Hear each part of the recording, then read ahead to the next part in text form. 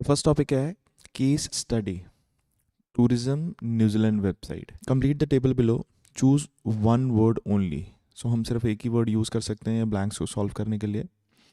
तो यह section of website और कमेंट्स। फर्स्ट है डेटाबेस ऑफ टूरिज्म सर्विसेज। यहाँ पे लिखा है डेटाबेस ऑफ टूरिज्म सर्विसेज। तो allowed businesses to dash information regularly. Regularly का मतलब हो गया डेली बेसिस पे। अलाउड मतलब उनको परमिट किया बिजनेस को टू डैश इंफॉर्मेशन, इंफॉर्मेशन उनको अलाउ किए बिजनेस को कि वो रेगुलरली क्या करें। यहाँ पे लिखा है पार्टिसिपेटिंग बिजनेसेस, जो उसमें पार्टिसिपेट करते हैं बिजनेसेस बिजनेस में, were allowed were able to update the details they gave on regular basis. तो ये इंफॉर्मेशन बिजनेस को अलाउ किया था, तो वो एबल थे update their details they gave on regular basis. तो allowed businesses to dash information. तो डिटेल्स का मतलब हो गया इंफॉर्मेशन, रेगुलर बेसिस का मतलब हो गया रेगुलरली। सो बिजनेस को अलाउ किया था टू अपडेट। सो आंसर आ जाएगा अपडेट। नेक्स्ट है provided a countrywide evaluation of business. Evaluation हो गया उनका एनालाइजेशन या examination of business including their impact. Their क्या हो गया बिजनेसेस, तो बिजनेसेस का इम्पैक्ट ऑन द डैश। तो अगर यहाँ पे देखें tourism New Zealand organize a scheme whereby organizations appearing on the website underwent an independent evaluation। तो जो ऑर्गेनाइजेशंस थी उनका इंडिपेंडेंट क्या हुआ था, अंडरवेंट मतलब वो गुजरी वहाँ से किससे इंडिपेंडेंट एवेल्यूशन, उनका एवेल्यूएशन हुआ against a set of agreed national standards. So national standards मतलब जो भी पूरी कंट्री के जो स्टैंडर्ड्स थे वो एग्री करती हैं वो कि नहीं, ठीक है, क्वालिटी ऑफ स्टैंडर्ड्स जो थे उनका वैल्यूएशन है as part of the impact of each business on the environment was considered. So impact का मतलब हो गया effect, impact. So the impact of including their impact on the dash. So their हो गया businesses, so impact of businesses on the environment was considered. तो यहाँ पे business का इम्पैक्ट कहाँ पे, इन्वायरमेंट पे। Next special feature on local topics. इसमें example an interview with a former sports dash. Former हो गया पुराना।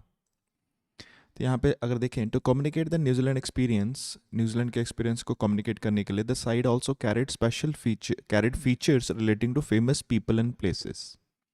One of the most popular was an interview with farmer.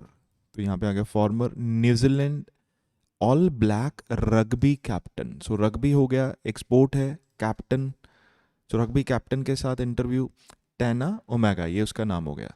So an interview with a former sports. तो यहाँ पे क्योंकि हमें one word use करना है इसलिए हम रग्बी कैप्टन तो नहीं लिख सकते, रग्बी नहीं लिख सकते क्योंकि वो ऑलरेडी स्पोर्ट है, तो हम लिखेंगे कैप्टन। सो नेक्स्ट है and an interactive tour of various locations. So एक इंटरैक्टिव टूर है वेरियस लोकेशंस का, यूज्ड इन डैश, जो यूज हुई डैश में। तो इंटरैक्टिव टूर्स वहाँ के लोकेशंस का होगा जिसको यूज़ किया गया था। सो यहाँ पे another feature that attracted a lot of attention was an interactive journey. तो यहाँ क्या हो गया, interactive journey through a number of locations. So interactive journey through number of locations chosen for blockbuster films. तो यहाँ पे ब्लॉकबस्टर फिल्म्स हुई थी which had made use of New Zealand stunning scenery as a backdrop. तो जहाँ पे New Zealand की जो स्टनिंग सीनरी है उसे एज अ बैकग्राउंड के यूज़ में लिया गया। सो ये किस में यूज़ हुई थी, फिल्म्स में। नेक्स्ट है इंफॉर्मेशन ऑन ड्राइविंग रूट्स। तो varied depending on the dash. Varied का मतलब होता है different, depending on the dash अलग अलग होंगी, किस पे डिपेंड होगा। To make it easier to plan motoring holidays, तो इसको आसान बनाने के लिए हॉलीडेज को, the site catalogue the most popular driving route in the country. जो साइट है वो वहाँ पे बताती है most popular driving roots in the country, highlighting different routes. So वो डिफरेंट रूट्स बताती है according to the season, season के हिसाब से, मतलब किसी सीजन में कोई रूट होगा, किसी सीजन में कोई रूट होगा। तो वो इंफॉर्मेशन ऑफ ड्राइविंग रूट्स किस पे डिपेंड होती है, डिपेंडिंग ऑन सीजन। नेक्स्ट है ट्रेवलर प्लानर। इंक्लूडेड ए मैप शोइंग सिलेक्टेड प्लेसेस, तो उसमें मैप है जहाँ पे वो क्या शो करता है, selected places. Details of public transport, details हो गया मतलब पूरी सारी इंफॉर्मेशन होगी पब्लिक ट्रांसपोर्ट की। एंड लोकल डैश, तो यहाँ पे लिखे हैं traveller planner feature was added later, मतलब बाद में इसको ऐड किया, which allowed visitors to click and bookmark places और attractions they were interested in. तो वो बुक मार्क कर सकते थे वो लोकेशंस जिसमें वो इंटरेस्ट है। Then view results on the map, ठीक है। The traveller plan offered suggested routes and public transport options, तो उसमें क्या था, रूट्स और पब्लिक ट्रांसपोर्ट ऑप्शंस थे between the chosen location. There were also links to accommodations in the area, तो उसमें और क्या थे, लिंक्स थे किसके, accommodations in the area. In the area मतलब वहाँ पे जो लोकल अकोमोडेशंस थे उनके लिंक्स भी थे, अच्छा आप यहाँ पे ठहर सकते हैं। तो इसलिए हमारा आंसर आएगा एंड लोकल अकोमोडेशन। नेक्स्ट है योर वर्ड, तो योर वर्ड हमारा यहाँ पे आ गया। तो the website also had a your word section where anyone could submit, तो एनीवन कुड सबमिट मतलब ट्रैवलर्स कुड सबमिट, एनीवन तो वही होगा ना जो वहाँ पे घूमने के लिए जाएगा न्यूजीलैंड में। सो एनीवन मतलब ट्रैवलर्स, कुड सबमिट, सबमिट का मतलब सेंड करना, ठीक है, उनको सेंड कर देगा क्या, a blog of their New Zealand traveller, a link to their, answer आ जाएगा ब्लॉग। तो अपने ब्लॉग को वो सेंड कर देंगे, ठीक है, लिंक को, तो ताकि वो उनकी वेबसाइट में वो डाल दें। नेक्स्ट क्वेश्चन 8 से 13 है, true false not given. 8th question है the website newzealand.com aimed to provide readymade itineraries, readymade हो गया जो पहले से बनाई हो, and packages for travel companies and individual tourists, तो वो ट्रैवल कंपनीज और इंडिविजुअल जो टूरिस्ट्स हैं, कंपनीज के लिए, टूरिस्ट के लिए पहले से बनाई हुई इटनरीज प्रोवाइड करते थे। इटनरीज होता है ट्रैवल प्लान।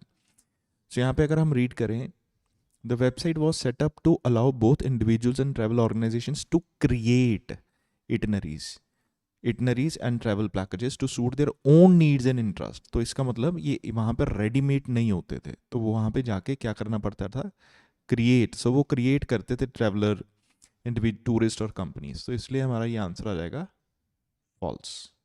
क्वेश्चन नंबर 9 है, ये पता लगा कि ज़्यादातर जो विजिटर्स थे ना, उन्होंने शुरू कर दिया था सर्च करना बेस्ड ऑन जोग्राफिकल लोकेशन। अगर यहाँ पे हम देखें, on the website visitors can search for activities not solely by geographical location but also by particular nature of the activity।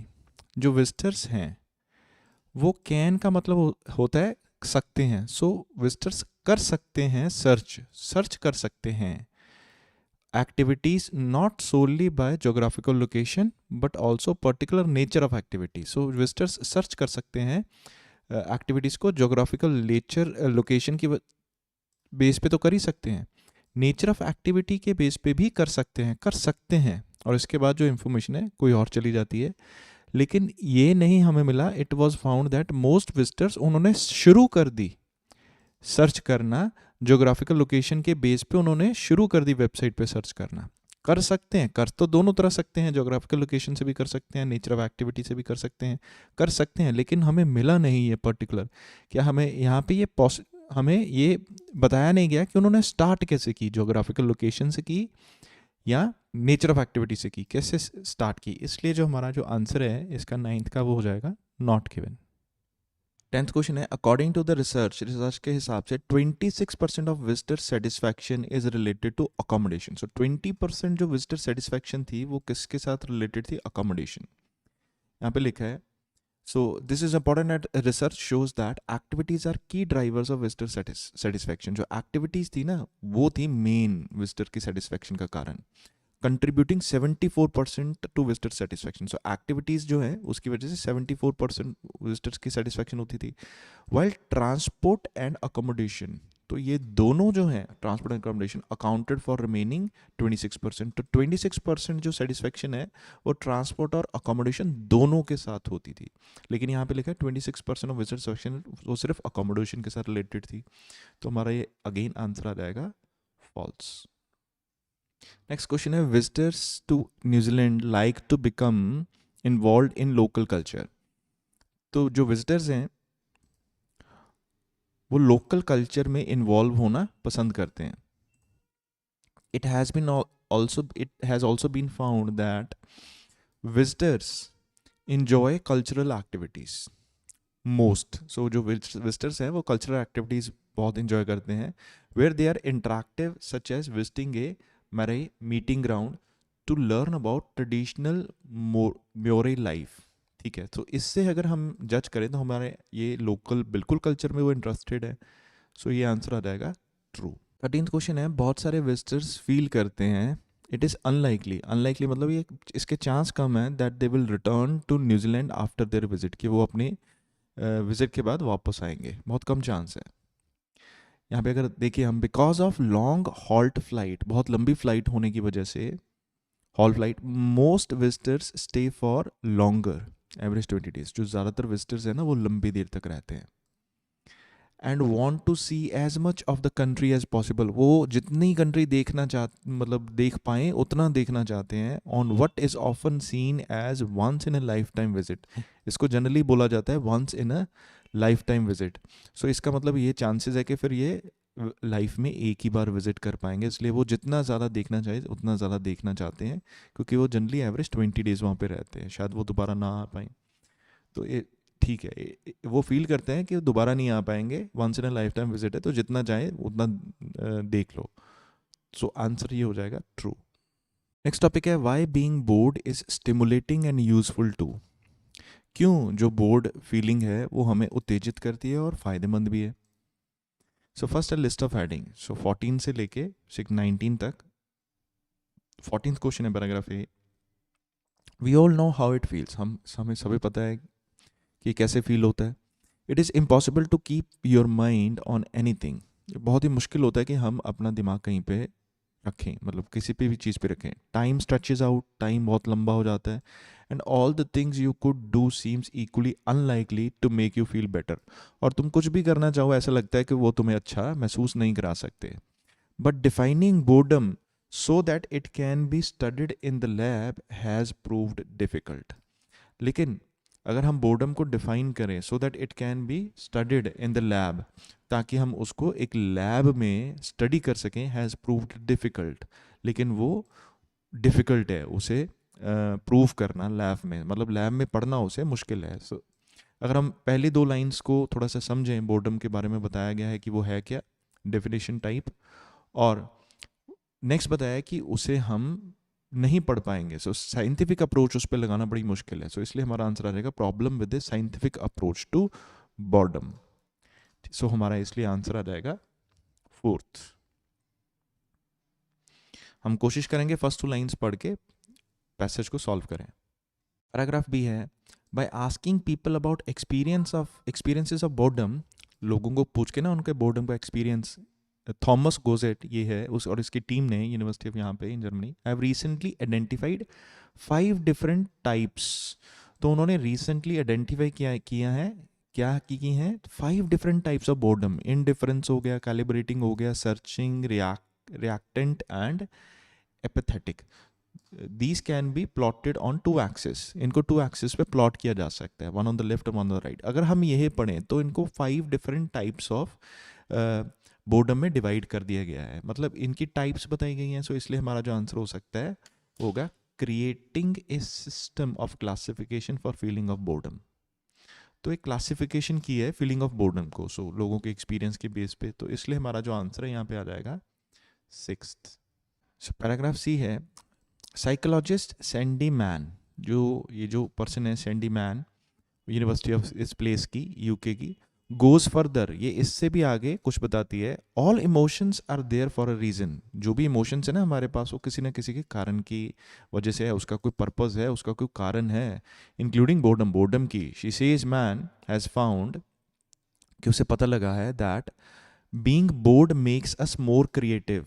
अगर बोर होता है ना कोई पर्सन, तो वो हमें ज़्यादा क्रिएटिव बनाती है. तो इससे अगर हम इंफॉर्मेशन रीड करें तो हमें आंसर मिल जाएगा, the productive outcome that may result from boredom. Productive outcome कैसे, कि पर्सन क्रिएटिव हो जाएगा, बोर्डम का रिजल्ट क्या होगा कि पर्सन क्रिएटिव हो जाएगा, सो प्रोडक्टिव आउटकम हो गई। सो इसलिए हमारा जो आंसर हो जाएगा वो होगा फर्स्ट।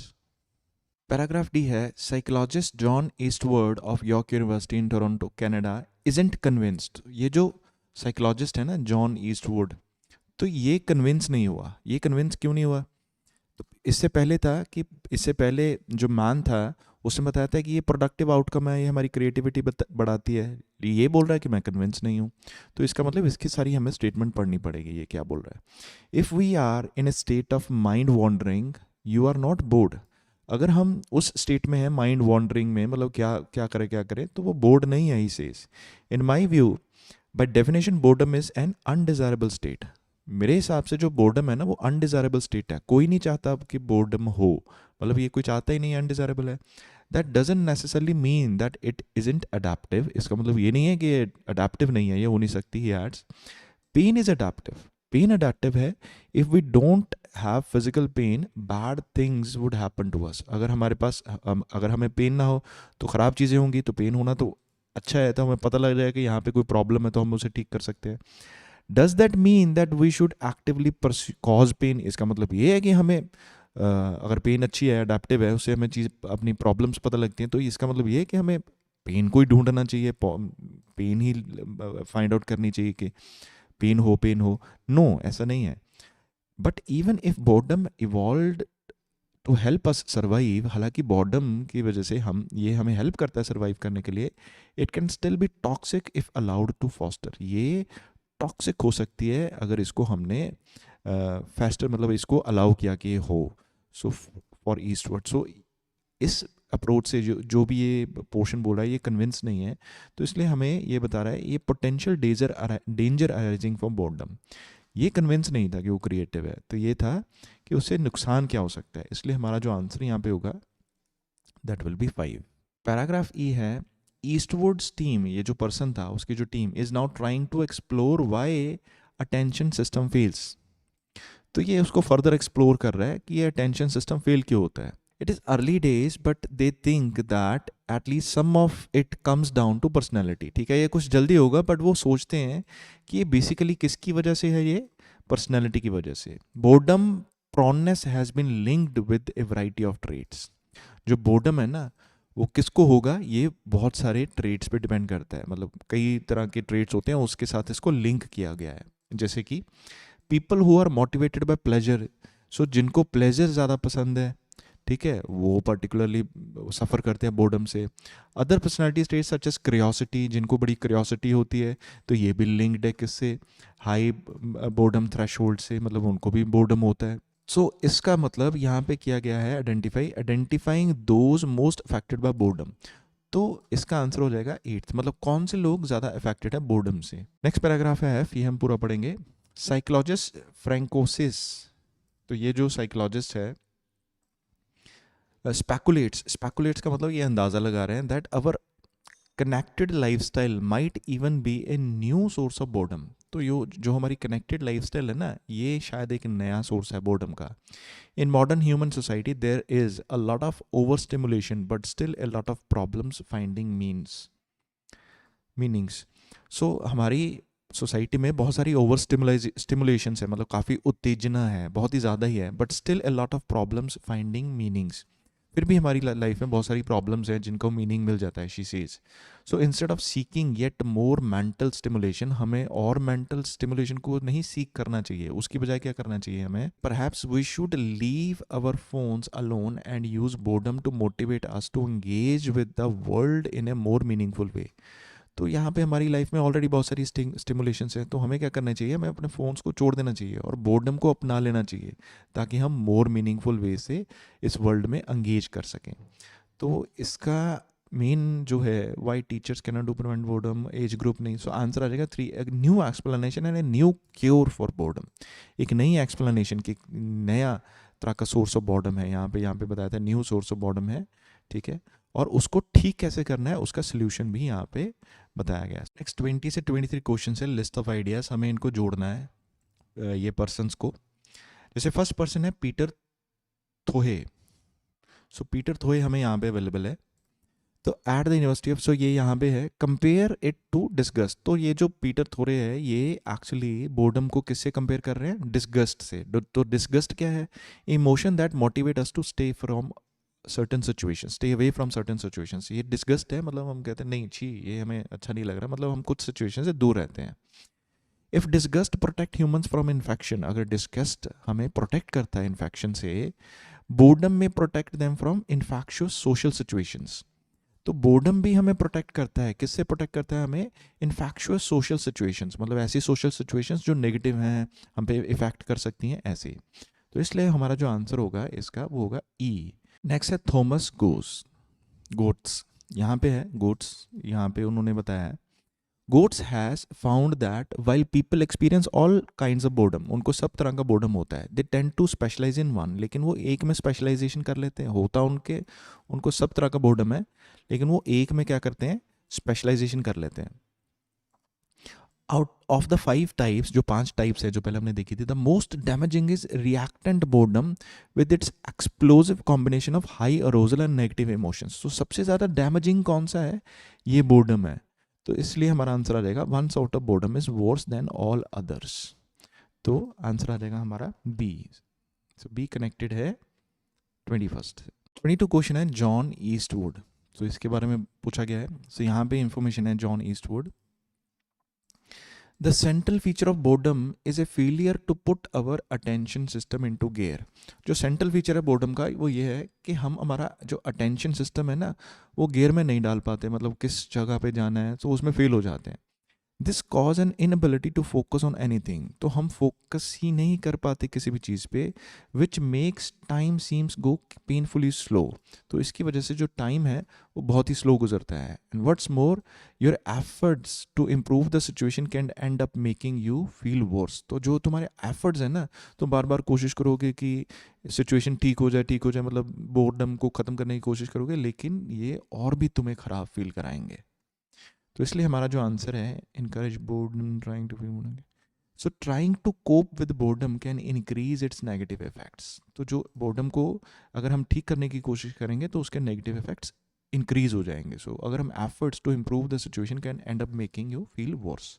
तो इसलिए हमारा जो आंसर हो जाएगा वो हो जाएगा डी। सो लास्ट है फ्रैंकोइस।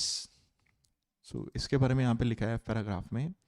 सो साइकोलॉजिस्ट ये François speculates that our over-connected lifestyle might even be a new source of boredom.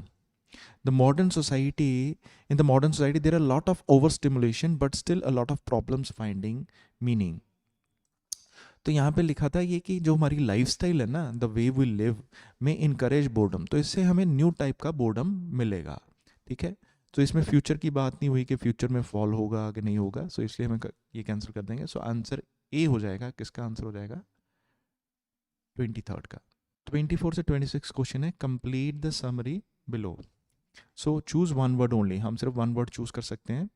और जो टॉपिक है रिस्पॉन्सेज टू बोर्डम और जॉन ईस्टवुड, इसके लिए the central failure of boredom is that people can not dash due to a failure in what he calls the attention system.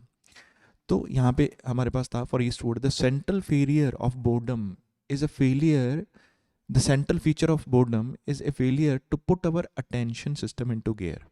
तो जो failure होता था वो था हमारा अटेंशन सिस्टम काम नहीं करता था सही ढंग से। This causes an inability to focus on anything, तो इसकी वजह से पीपल कैन नॉट डैश। ठीक है, तो हम यहाँ पे बोलेंगे फोकस। नेक्स्ट क्वेश्चन है his team suggests that those for whom dash is an important aim in life may have problems in coping with boredom. So जिनके लिए dash important aim था लाइफ का, तो उनको प्रॉब्लम होती थी बोर्डम से। तो यहाँ पे अगर देखें ये पर्सनालिटी से लिंक था। Boredom prone has been linked to variety of traits. People who are motivated by pleasure seems to suffer particularly badly. तो जिनका एम क्या होता था? प्लेजर लेना, PLEASURE। सो उसने सजेस्ट किया कि those for whom pleasure is an important aim in life may have problems in coping with boredom. Whereas those who have the characteristics of dash generally cope with it. Cope क्या होता है? Manage कर लेना. तो वो उसको manage कर लेते थे. अगर यहाँ पे बोले other personality traits such as curiosity are associated with high boredom threshold. अब वो जो वर्ड है थ्रेश होल्ड, इसका मतलब होता है लिमिट.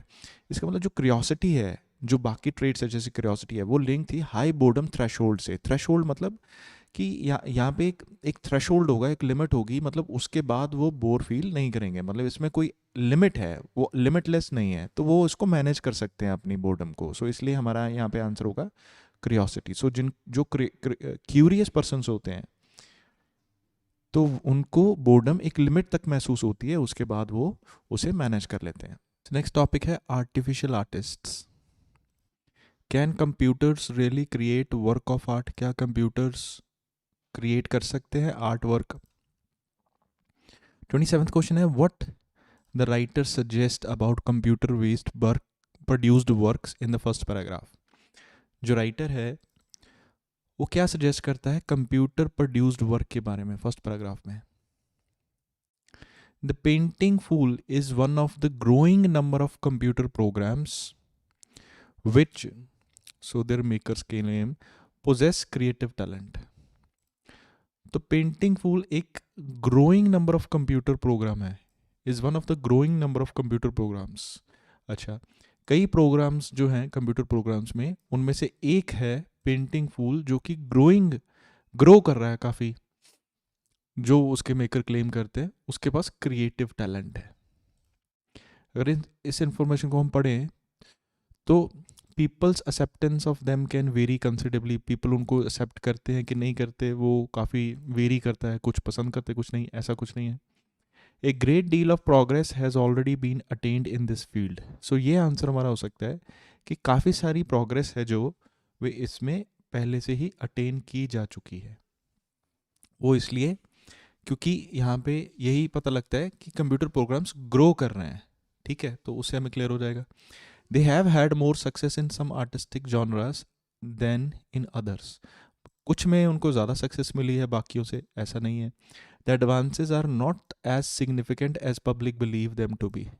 उनके जो एडवांसेज है इतने महत्वपूर्ण या सिग्निफिकेंट नहीं है जितना पब्लिक बिलीव करती है. सो ये भी आंसर नहीं है. सो आंसर हो जाएगा बी. क्वेश्चन 28 है according to Wiggins why are many people worried by computer arts. जो बहुत सारे लोग हैं वो चिंतित क्यों हैं कंप्यूटर आर्ट्स के बारे में? यहाँ पे हमें एक इंफॉर्मेशन दी है जहाँ पे विगीज बात कर रहे हैं.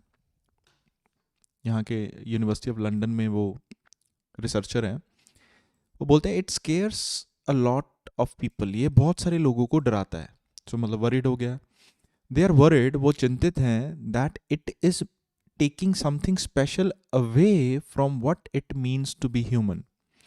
तो ये जो कंप्यूटर्स आर्ट बना रहे हैं ना, ये ह्यूमन से कुछ उनसे दूर लेके जा रहा है. It is they are worried that it is taking something special away.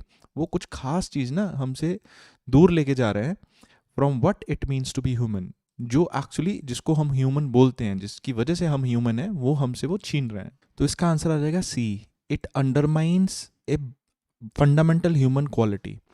Undermines का मतलब हो गया ख़त्म करना या रिड्यूस कर देना. किसे रिड्यूस करना है? फंडामेंटल हो गया बेसिक ह्यूमन क्वालिटी को. सो ये जो चीज़ है वो बेसिक ह्यूमन क्वालिटी को ख़त्म कर रही है. तो it is aesthetically inferior to human art. तो ये जो चीज़ है ये इन्फीरियर है ह्यूमन आर्ट से. ये जो कंप्यूटर से प्रोग्राम बनते हैं, आर्ट बनता है, वो ह्यूमन आर्ट से इन्फीरियर है. ये गलत हो गया. इट सुपरसीड्स, ये ज़्यादा बढ़िया है ह्यूमन आर्ट से. ये भी नहीं है. It will lead to deterioration in human ability. ये हमारी ह्यूमन एबिलिटी को ख़त्म कर देगा, ऐसा नहीं है. सो ये रिड्यूस करता है हमारी फंडामेंटल ह्यूमन क्वालिटी को, जिस वजह से हम खुद को बोलते हैं हम ह्यूमन हैं, हम क्रिएटिव हैं, हम आर्टिस्टिक हैं. तो उसको वो रिड्यूस कर रहा है या ख़त्म कर रहा है. ठीक है, सो इसलिए आंसर आ जाएगा C. So what is the key difference हो गया between Aaron and Painting Fool. So Aaron और पेंटिंग फूल में डिफरेंस क्या है? So unlike earlier artists such as Aaron, so Aaron जो है उसकी तरह नहीं है. अनलाइक मतलब वैसा नहीं है. तो कैसा है? The Painting Fool only needs minimal direction. इसको बहुत ही मिनिमल डायरेक्शन चाहिए. बहुत थोड़ी इसको बताना पड़ेगा पेंटिंग फूल को, and can come up with its own concepts of going online for material. ये अपने खुद के कंसेप्ट्स बना सकता है ऑनलाइन मटेरियल यूज़ करके, मतलब खुद ही ऑनलाइन चला जाएगा वहाँ से मटेरियल को यूज़ करके कि खुद के कंसेप्ट्स बना सकता है, और इसको मिनिमम डायरेक्शन चाहिए। इस वजह से हमारा जो आंसर आ जाएगा वो हो जाएगा the source of its subject matter. So difference क्या है कि जो एरन था वो आर्टिस्ट था, वो खुद की सोच से बनाएगा, लेकिन पेंटिंग फूल है उसका जो source of its subject matter है वो डिफरेंट है। सो ये वो ऑनलाइन जाएगा, वहाँ से वो अपने खुद के कंसेप्ट बनाएगा वहाँ से मटेरियल को लेके। सो अगर डिफरेंस बोले public response to its work, public का रिस्पॉन्स के बारे में कोई बात नहीं हुई, ठीक है। इट्स प्रोग्रामर बैकग्राउंड, प्रोग्रामर की बैकग्राउंड के बारे में बात नहीं हुई कि प्रोग्रामर की बैकग्राउंड क्या थी, वो कहाँ से आया था। या technical standard of its output, output होता है रिजल्ट, रिजल्ट के टेक्निकल स्टैंडर्ड्स क्या थे, क्या क्राइटेरिया था, ऐसा होना चाहिए ऐसा होना चाहिए, नहीं। सो जो आंसर हमारा हो जाएगा वो होगा सी। 30th क्वेश्चन है what point does Simon Colton, जो साइमन कॉल्टन है वो कौन सा पॉइंट बनाता है make in the fourth paragraph, fourth paragraph में वो कौन से पॉइंट को की तरफ इशारा कर रहा है। यहाँ पे लिखा है कॉल्टन आर्ग्यूज, सो कॉल्टन है वो आर्ग्यू करता है that such reactions arise from people's double standards towards software produced and human produced art.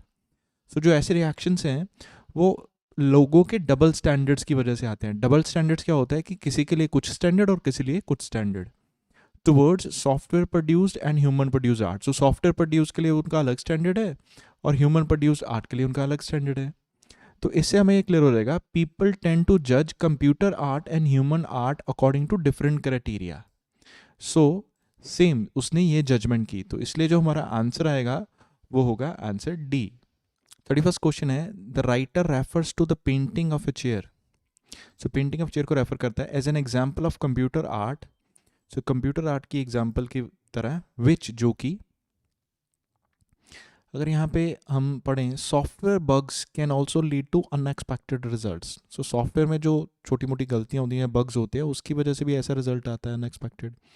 Some of the Painting Fool's, painting जो पेंटिंग फूल की जो पेंटिंग थी of a chair came out in black and white. तो उसकी जो painting थी वो black and white थी thanks to the technical glitch. ये किसकी वजह से हुई, टेक्निकल ग्लिच की वजह से हुई। टेक्निकल ग्लिच मतलब उसमें कोई बग या इशू आ गया होगा। This gives the work an eerie ghost like quality, ये उसको थोड़ी अजीब गूस्ट लाइक क्वालिटी बना देता है। Human artist like renowned Ellsworth Kelly are lauded, lauded मतलब praised for limiting their colour palette. तो ऐसे जो बहुत फेमस जो पर्सन थे, आर्टिस्ट थे, जैसे ये पर्सन कैली थे, इनको भी प्रेज किया गया था क्योंकि ये कलर यूज़ कम करते थे। So computer, so why should computer be any different, तो कंप्यूटर भी फिर ठीक है, उसको हम डिफरेंट क्यों मानते हैं, ठीक है। सो टेक्निकल ग्लिच की वजह से उसने एक black and white painting of chair बनाई। सो उसने रेफर किया painting of chair as an example of computer which achieves a particularly striking effect या exhibits a certain level of genius artistic skill. Exhibit का मतलब होता है show करना, उसने कोई जीनियस आर्टिस्टिक स्किल शो किया कंप्यूटर ने, ऐसा नहीं है, क्योंकि वो तो टेक्निकल ग्लिच की वजह से हुआ, कोई बग की वजह से हुआ, कोई उसका अनएक्सपेक्टेड रिजल्ट आ गया। Closely resembles that of well known artist, वो काफ़ी रिजेंबल करता है वेल नोन आर्टिस्ट की जैसे। नहीं, उसने तो वैसे एग्जांपल ली थी कि एक जो आर्टिस्ट है वेल नोन वो भी कम कलर यूज़ करता था, इसने भी कम कलर यूज़ किए, तो फिर क्या हुआ। तो ऐसा कोई नहीं है कि उसका आर्ट है वो किसी वेल नोन आर्टिस्ट से रिजेंबल करता था, नहीं। Highlighting the technical limitations of the software, उसकी टेक्निकल लिमिटेशंस होता है कमियां, सॉफ्टवेयर की कमियों को हाईलाइट कर रहा था वो, नहीं। सो आंसर इज कि उसने पेंटिंग ऑफ चेयर को एज एन एग्जाम्पल यूज़ किया विच achieves a particularly striking effect. सो जिसका कुछ खास उसने इफेक्ट बन गया, लेकिन वो इफेक्ट हुआ कैसे था, कोई किसी छोटे से बग्स की वजह, टेक्निकल ग्लिच की वजह से ऐसा हुआ। तो उसकी वजह से उसका एक स्ट्राइकिंग इफेक्ट आ गया, उसने चेयर को ब्लैक एंड वाइट में पेंट कर दिया, तो थैंक्स टू टेक्निकल ग्लिच मतलब अनएक्सपेक्टेड रिजल्ट आ गया। तो ह्यूमन भी तो ऐसा करते हैं, जैसे ये पर्सन है, इसको हम प्रेस करते हैं इसकी काफ़ी, हालांकि ये कलर कम यूज़ करता है, लिमिट में यूज़ करता है, तो कंप्यूटर को में ऐसा हम डिफरेंस क्यों क्रिएट कर रहे हैं। तो वो भी अच्छा तो बना सकता है अगर उसके किसी ग्लिच की वजह से कोई अच्छा उसका इफेक्ट आ गया। क्वेश्चन नंबर 32 से 37 है। So complete each sentence, so हमें सेंटेंस को कंप्लीट करना है with correct ending A to G. So हमारे पास यहाँ पे आइडियाज़ है ए टू जी, तो हम इसे कंप्लीट करेंगे। फर्स्ट है, Simon Colton says it is important to consider long term view when. So हमें लॉन्ग टर्म व्यू को कंसिडर करना है जब, उसे कंसिडर करना इंपॉर्टेंट है कब। सो यहाँ पे है, researcher like Colton don't believe it is right to measure machine creativity directly to that of human who have had millennia to develop our skills। तो उसके बाद में अदर्स के बारे में बात हुई, लेकिन जो कॉल्टन है वो क्या बिलीव करता है? ठीक है, believe it is right to measure machines, don't believe, okay, so ये बिलीव नहीं करता कि it is right to measure machine creativity directly to that of human who have had millennials to develop our skill. तो ये ठीक नहीं है कि हम मशीन की क्रिएटिविटी को डायरेक्टली ह्यूमन से मेजर करें, जिसको हज़ारों साल, मतलब कई लाखों साल लगे हैं अब ये स्किल्स डेवलप करने के लिए। तो साइमन स्किल्स से that it is important to consider long term view when, answer आ जाएगा D, when comparing the artistic achievement of humans and computers. तो जब हम ह्यूमंस और कंप्यूटर्स की आर्टिस्टिक डेवलपमेंट को कंपेयर करें, तो हमें जो लॉन्ग टर्म व्यू है, लॉन्ग टर्म व्यू मतलब कितने साल लगे ह्यूमंस को ये स्किल प्रोड्यूस करने में, तो उसको हमें ध्यान में रखना चाहिए। क्वेश्चन नंबर 33 है, डेविड कोप्स ईएमआई सॉफ्टवेयर। तो जो ईएमआई सॉफ्टवेयर था डेविड कोप का, उसने लोगों को सरप्राइज कर दिया बाय। सो लोगों को सरप्राइज कैसे कर दिया? सो यहाँ पे देखिए, composer David Cope invented a program called Experiments in Music Intelligence, जिसका नाम क्या दिया? ईएमआई। सो उसने एक प्रोग्राम मींस एक सॉफ्टवेयर डेवलप किया, जैसे यहाँ पे लिखा है ईएमआई सॉफ्टवेयर, तो उसने एक सॉफ्टवेयर डेवलप किया, इसका नाम था Experiments in Music EMI. Not only did EMI create compositions of Cope style, ना कि सिर्फ उसने कोप स्टाइल के कंपोजिशंस को क्रिएट किया, मतलब उसने, कोप ने जो बनाया था अपने स्टाइल को, उसने उस सॉफ्टवेयर ने उसके स्टाइल के कंपोजिशन को क्रिएट किया, म्यूजिक क्रिएट किया, but also that of most revered classical composers including Bach, Chopin and Mozart. ये जो कंपोजर्स थे ना, बैच, चॉपिन एंड मोज़ार्ट, इनके कंपोजिशंस को भी क्रिएट किया।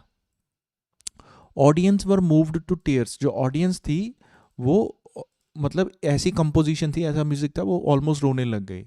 तो EMI even fooled classical music experts into thinking दे वर हियरिंग जेन्युइन बैच। तो उन्होंने, वो इतना, मतलब उनको फूल किया कि एक्सपर्ट्स को, कि वो सोचने लग गए थे कि दे वर हियरिंग जेन्युइन बैच। ये जो बैच, चॉपलिन और मोज़ार्ट थे ना, ये तो ओरिजिनल म्यूजिक कंपोजर थे, ठीक है, क्लासिकल कंपोजर थे। तो इतना जेन्युइन उन्होंने, उसने सॉफ्टवेयर ने म्यूज़िक बनाया कि वो, उनको लगा कि उसने जेन्युइन बैच को सुन रहे हैं। तो इसलिए जो इसका सॉफ्टवेयर है, सरप्राइज कर दिया इसने लोगों को बाय, इसका आंसर आ जाएगा A, generating work that was virtually indistinguishable from that of human. So indistinguishable का मतलब होता है जिसका हम डिफरेंस ना बता पाए। So not able to tell the difference.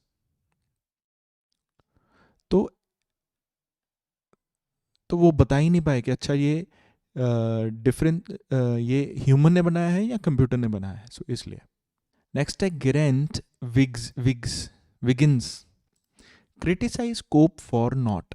So criticise क्यों किया उसने? फॉर नॉट डैश, मतलब किस चीज़ के लिए उसने क्रिटिसाइज किया? तो यहाँ पे हमारे पास है विग्स।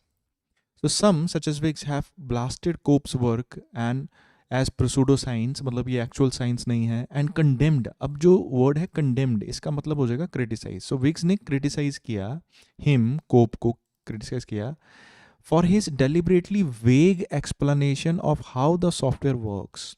वेग होता है अनक्लियर, तो उसने उसकी क्लियर डेफिनेशन नहीं बताई। So he deliberately, for his deliberately जानबूझ के उसने गलत एक्सप्लेनेशन दी of how the software worked, तो इसलिए उसने उसको कंडेम किया। सो विग्स क्रिटिसाइज को फॉर नॉट, इसका आंसर आ जाएगा revealing the technical details of his program. तो उसने उसकी टेक्निकल डिटेल्स नहीं बताई प्रोग्राम की, उसकी एक्सप्लेनेशन सही ढंग से नहीं दी कि वो काम कैसे करता है। सो टेक्निकल डिटेल बताई नहीं। सो इसलिए हमारा जो आंसर होगा ई आंसर आ जाएगा 34th का। So Cope for not revealing मतलब फॉर नॉट टेलिंग या showing technical details means explanation of his program, of his software, ठीक है. सो ये आंसर आ जाएगा. 35th क्वेश्चन है, Douglas Hofstadter claimed that EMI was. So उसने क्या क्लेम किया कि EMI क्या था, EMI was.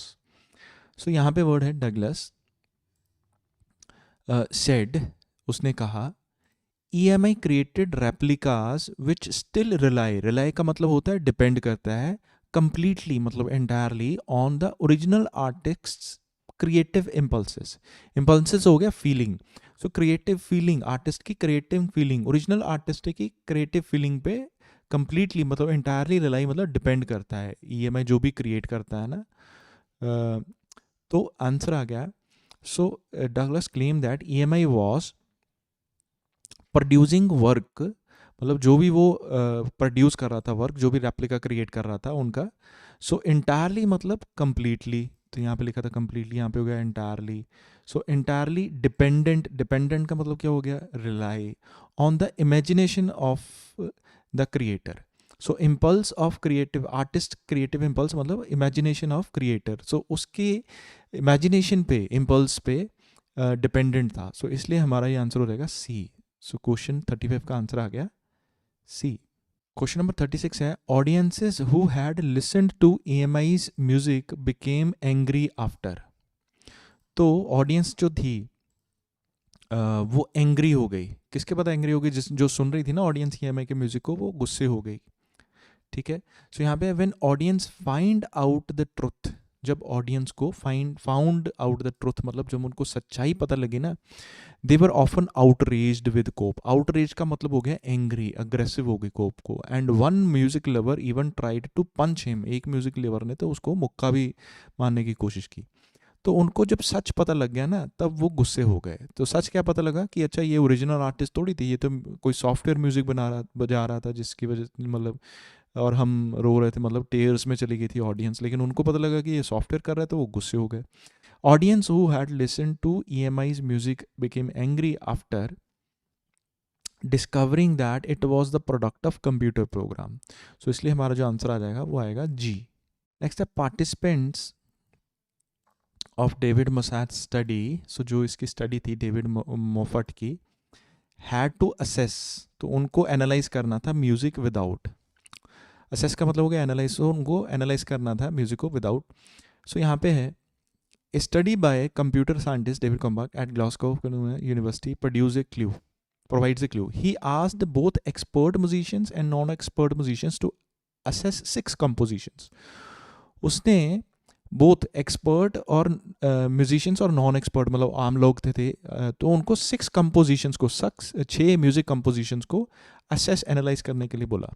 The participants were not told beforehand whether the tunes were composed by humans or computers, but were asked to guess and rate how much they liked each one. ठीक है, तो मतलब participants को बताया नहीं था कि वो जो 6 कंपोजिशंस है वो ह्यूमन ने प्रोड्यूस किए हैं कि कंप्यूटर ने प्रोड्यूस किए हैं. फिर भी उनको बोला कि आप उसको गेस करो कि किसने प्रोड्यूस किया और रेट करो उनको अपनी पसंद के हिसाब से. तो उनको असेस करने के लिए बोला पार्टिसिपेंट्स को, ठीक है, विदाउट म्यूजिक को, without knowing whether it was work of human और सॉफ्टवेयर, ये जाने बिना कि वो काम किसका है, ह्यूमन का है कि सॉफ्टवेयर का है. सो इसलिए हमारा ये जो आंसर है वो हो जाएगा बी. क्वेश्चन 38 से 40 है, yes no not given. So 38 question था, Moffat's research may help explain people's reaction to EMI. So people का जो रिएक्शन था वो एक्सप्लेन हो पाएगा मोफट की रिसर्च से, मतलब उसको एक्सप्लेनेशन में हेल्प मिली. वैसे पीपल का रिएक्शन क्या था, पीपल का रिएक्शन था वो आउटरेज, बस गुस्से हो गए थे जब उनको पता लगा था सच का. So when audience found out the truth they were often outraged with Cope. और एक म्यूजिक लवर ने तो उनको पंच करने की कोशिश की, थप्पड़ मारने की कोशिश की या मुक्का मारने की कोशिश की. तो उनको सच क्या पता लगा, सच मतलब जो ऑडियंस थी वो म्यूजिक को बड़ा एंजॉय कर रही थी, लेकिन जब उनको पता लगा ये सॉफ्टवेयर ने म्यूजिक बनाया तो वो गुस्से हो गई. तो but why did so many people love the music yet recoil when they discover how it was composed? तो ऐसा क्यों है कि वैसे तो म्यूज़िक को बहुत पसंद किया, जब उनको पता लगा कि हाँ भी वो कंप्यूटर ने बनाया था तो वो उसको पसंद नहीं आया। तो यहाँ पे उन्होंने एक्सपेरिमेंट किया है, स्टडी बाय कंप्यूटर, जहाँ पे उन्होंने बताया पार्टिसिपेंट्स को कि 6 कंपोजिशन सुनो, कुछ कंप्यूटर की हैं कुछ ह्यूमन की हैं, बताया नहीं किसने कौन सी कंप्यूटर की हैं कौन सी ह्यूमन की हैं। People who thought the composition was a computer tended to dislike the piece. जिन लोगों को ने सोचा कि कंप्यूटर ने है, वो डिसलाइक की, more than those who believe it was human. ठीक है, जो सोच रहे थे ये ह्यूमन ने बनाई है तो उन्होंने लाइक की, लेकिन जिन्होंने जिन्होंने सोचा ये कंप्यूटर ने बनाई है उन्होंने डिसलाइक की। This was even true among the experts. अच्छा, एक्सपर्ट्स ने भी ऐसा ही किया कि जे उनको पता लगे कंप्यूटर ने बनाई है उन्होंने डिसलाइक की, लेकिन अगर उन्होंने पता पता लगे कि ह्यूमन ने बनाई है वही सेम जो कंपोजिशन है तो उनको उनको पसंद आ गई, विच who might have been expected to be more objective in their analysis. So experts, उनको ये सोचा था कि वो ऐसा भेदभाव नहीं करेंगे, लेकिन उन्होंने भी ऐसा ही किया। तो इससे पता लगा कि वो एक्चुअली कि वो गुस्से क्यों हो गए थे, लोगों का जो रिएक्शन था वो एंग्री क्यों हो गया था। तो बेसिकली वो EMI जो कंप्यूटर का, जो इस एक्सपेरिमेंट से उन्होंने पता लगा कि कंप्यूटर वाला उनको पसंद नहीं है म्यूज़िक। ठीक है, सो इसलिए ये हम आंसर जो होगा वो हो जाएगा येस। नेक्स्ट क्वेश्चन है, the non experts in Moffat's study all responded in a predictable way. Predictable होता है जैसा जिसका अनुमान लगाया जा सकता था। सो मॉफर्ट स्टडी में जो नॉन एक्सपर्ट्स थे उन्होंने प्रिडिक्टेबल वे में रिस्पॉन्ड किया। यहाँ पे हमें बताया गया था he asked both experts musician and non experts to assess 6 compositions. तो और पार्टिसिपेंट्स को बताया नहीं गया था कि वो कंपोजिशन ह्यूमन की है कि कंप्यूटर की। तो यहाँ पे जो इन्फॉर्मेशन थी, चाहे वो एक्सपर्ट्स थे चाहे वो कोई सिंपल लोग थे, तो उनको अगर लगे कि कंप्यूटर ने म्यूज़िक बनाया है तो उन्होंने उसको डिसलाइक किया। अगर उन सेम लोगों को अगर ऐसा लगे कि ह्यूमन ने बनाया है वो म्यूज़िक तो उन्होंने उसको पसंद किया। तो इसमें लेकिन हमें इस पूरे इन्फॉर्मेशन में ये नहीं बताया कि उनसे प्रेडिक्ट किया क्या था कि वो पसंद करेंगे नहीं पसंद करेंगे। सो उनसे कोई एक्सपेक्टेशन थी हमारी, मे बी हो सकती है मे बी नहीं हो सकती, लेकिन उनके साथ हमारी एक्सपेक्टेशन क्या थी वो हमें नहीं गिवन। ऐसा कुछ नहीं बताया थे कि हमने एक्सपेक्ट क्या किया था उनसे, तो वो कैसे रिस्पॉन्ड करेंगे। ठीक है, मतलब लाइक करेंगे डिसलाइक करेंगे। सो एक्सपेक्टेशन के बारे में नहीं पता था, तो इसलिए हमारा ये आंसर आ जाएगा नॉट गिवन। लास्ट क्वेश्चन है 40th, Justin finding casts doubt on Bloom's theory. Cast मतलब थ्रो करना, मतलब उसको जस्टिन को ना ब्लूम की थ्योरी पे डाउट था। ठीक है, जो भी ब्लूम ने बताया उस पर डाउट था। अबाउट पीपल्स प्रेजुडिस होता है biasness towards computer art. Biasness मतलब भेदभाव जो करता है कंप्यूटर आर्ट की पे। तो जो ब्लूम ने थ्योरी दी थी कि कंप्यूटर आर्ट पे भेदभाव किया जाता है, तो जस्टिन की ने उस पर डाउट दिया था। तो अगर यहाँ पे लिखें where does the prejudice come from, ये भेदभाव क्यों होता है, तो ब्लूम या पॉल है, जो पॉल ब्लूम है ये वाला पर्सन जिसकी जो थ्योरी है उसने बताया, ये यूनिवर्सिटी वाले ने सजेस्ट किया। ही रिकॉन्स वो मानता है part of the pleasure we get from art, जो हमें कुछ हिस्सा जो प्लेजर का है ना, हमारे जो इन्जॉयमेंट होता है वो स्टेम्स मतलब निकलता है। तो कहाँ से निकलता है, stems from the creative process behind the work. जो हमें क्रिएटिव प्रोसेस जो है, जो जो जिसके पीछे इतना मतलब काम हुआ है, सो बिहाइंड द वर्क होता है मतलब वो क्रिएटिव प्रोसेस बनाते हुए कितनी हमने मेहनत की वगैरह, तो उससे हमें प्लेजर मिलता है। ठीक है, so this can give it an irresistible essence से ब्लूम। मीनवाइल उसी दौरान experiments by Justin of New York University have shown that people's enjoyment of an artwork increases if they think more time and effort was needed to create it. तो people की जो enjoyment है ना वो बढ़ जाती है जब उनको ये पता लगे या वो ये सोचें कि इसको क्रिएट करने के लिए ना बहुत ज़्यादा समय और एफर्ट लगा है। तो उसको भी पीछे भी जो जस्टिन ब्लूम है, पॉल ब्लूम है, उसने भी यही बोला था कि प्लेजर हमें तब आता है, कहाँ से निकलता है हमें प्लेजर, कहाँ से मिलता है, creative process behind the work. So हमने पीछे कितनी मेहनत की है उस क्रिएटिव प्रोसेस को बनाने के लिए। तो यहाँ पे डाउट नहीं होगा, यहाँ पे एग्रीमेंट हो गया। सो इसलिए हमारा जो ये आंसर है वो हो जाएगा नो। सो आई होप आपको ये पूरी रीडिंग क्लियर हो गई होगी। अगर आपको किसी तरह का कोई भी डाउट है प्लीज़ मेक श्योर कि आप कमेंट करके हमें बताएं ताकि हम क्लियरली हमें पता लग जाए कि आपको क्या चीज़ समझ में नहीं आई, ताकि हम जो नेक्स्ट वीडियोज़ हैं उसमें इम्प्रूवमेंट कर पाए। Thank you.